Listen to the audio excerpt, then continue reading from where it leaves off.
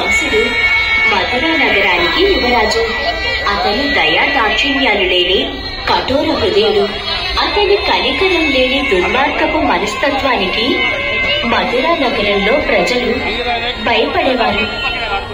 అతనికి తన పినతండ్రి కూతురు దేవకి అంటే వల్లమాలిన అభిమానం మరియు ప్రేమ. ఆమె ఎంతో గుణవంతురాలు. దేవకి పెళ్లి ఉత్తముడైన వసుదేవుడితో నిశ్చయమైంది. పెళ్లి ఎంతో సంబరంగా జరిగింది. అన్ని కార్యక్రమాలు పూర్తయిన తర్వాత కంసుడు ప్రియమైన తన చెల్లిని అత్తవారింట దిగబెట్టడానికి తానే స్వయంగా రథాన్ని తోలుకుని బయలుదేరాడు. వారు దారిలో ఉండగా అకస్మాత్తుగా ఆకాశవాణి వినిపించింది. నువ్వెంతగానో ప్రేమించే నీ చెల్లికి పుట్టిన కుమారుడు నిన్నంతం చేస్తాడు. దేవకికి పుట్టే 8వ సంతానం చేత నువ్వు హతమవుతావు. తనని చంపేస్తే అప్పుడు ఆ సంతానమే ఉండదు కదా. అన్నయ్య, నాకేమి చేయకన్నయ్య. నేను నీ ప్రియమైన సోదరిని కదా. అన్నయ్య, దయచేసి నన్ను ఏమి చెయ్యదు. కంస, నువ్వు చేస్తున్న తప్పేమిటో నీకు అర్థమవుతుందా? తన పెళ్లి రోజునే నీ సోదరిని చంపటం ఎంత మాత్రం న్యాయం కాదు. నేను మాకు పుట్టిన ప్రతి సంతానాన్ని నీకు అప్పచెప్తామని మాటిస్తున్నాను. దయచేసి నన్ను నమ్ము.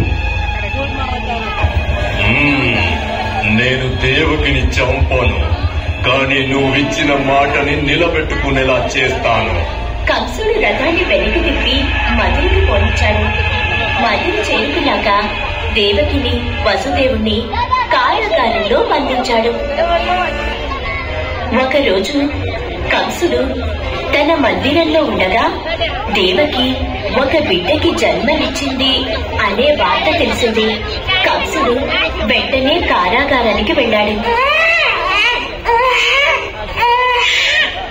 కంసుడు దేవకి చేతిలో నుంచి బిడ్డ పట్టుకుని నేలకేసి కొట్టాడు. ఆ తరువాత కంసుడు దేవకి పుట్టిన తరువాతి 5 బిడ్డలను కూడా అలాగే చంపేశాడు. కొద్ది కాలం తరువాత దేవకి తన 7వ బిడ్డతో గర్భిణి అయ్యింది. 7వ బిడ్డ మహిమతో దేవకి గర్భంలో నుండి గోకులంలో ఉండే వసుదేవుడి 2వ భార్య గర్భంలోనికి వెళ్ళాడు. తరువాత ఈ బిడ్డ బలరాముడు అనే పేరుతో పెద్దవాడయ్యాడు. దేవకి 8వ బిడ్డతో గర్భం దాల్చింది.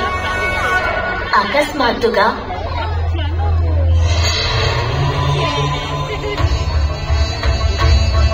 దేవకి వసుదేవులారా, మీ కోరికను తీర్చడానికి విష్ణుమూర్తి మీకు 8వ బిడ్డగా జన్మించబోతున్నాడు.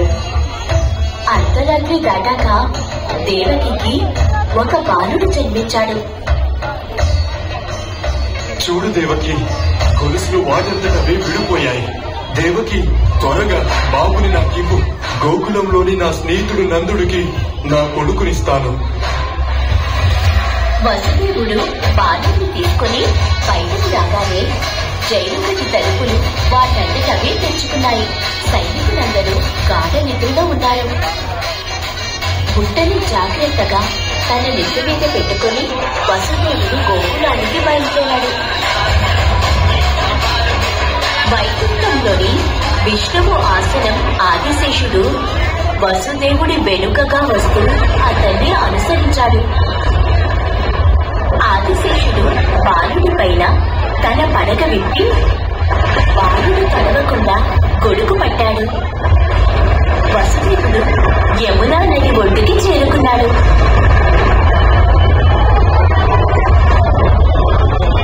అతను ఆశ్చర్యపోయేలా నది 2గా వేరయ్యి వసుదేవుడికి దారిచ్చింది. వసుదేవుడు గోకులానికి చేరుకున్నాడు. అప్పటికే నందగోపాలుడి భార్య యశోద ఒక ఆడబిడ్డని ప్రసవించింది.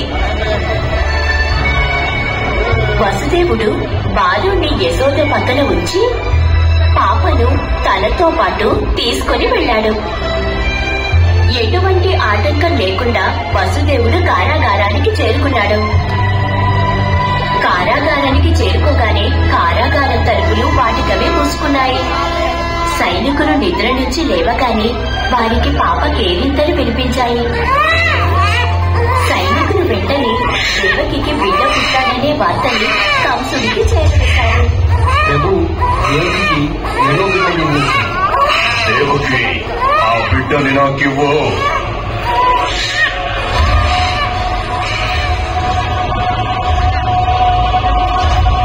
ప్రపంచంలో అందరూ భయపడే నీలాంటి వీరుడికి ఒక ఆడపిల్లని చంపటం భావ్యమా?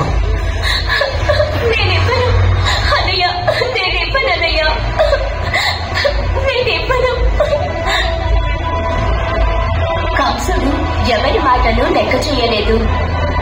అప్పుడు పాప కంసుడి చేతిలో నుంచి బయటకొచ్చి గాలిలో పైకి లేచింది.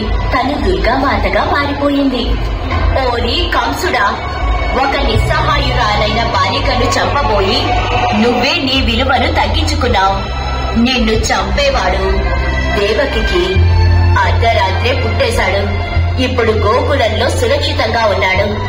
సమయం వచ్చినప్పుడు నిన్ను వెతుకుతూ వచ్చి నీ పాపాలకు తగిన శిక్ష ఖచ్చితంగా విధిస్తాడు.